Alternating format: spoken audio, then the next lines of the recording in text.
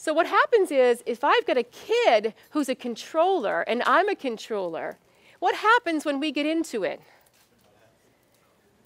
We get into a power struggle very quickly, because my personality won't allow me to step back. And interestingly, myself as a controller, it's something I've had to learn in dealing with really high-end kids, to be able to stop, think, and process, to be able to step back and say, okay, this is it. I'm looking for compliance here, and I'm not going to get it. But the only thing I can do in that situation is to step back and realize I'm not going to get it and take back the control. And the way I take back the control is to step back and realize I'm not going to get compliance right now.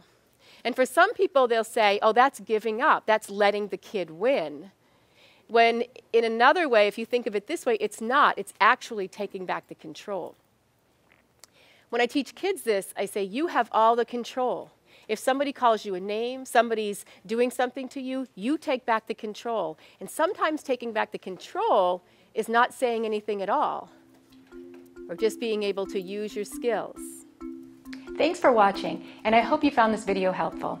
If you did, make sure to like and subscribe so you never miss another video. I speak and consult on school behavior, and I love to help districts solve some of these problems. See you next time.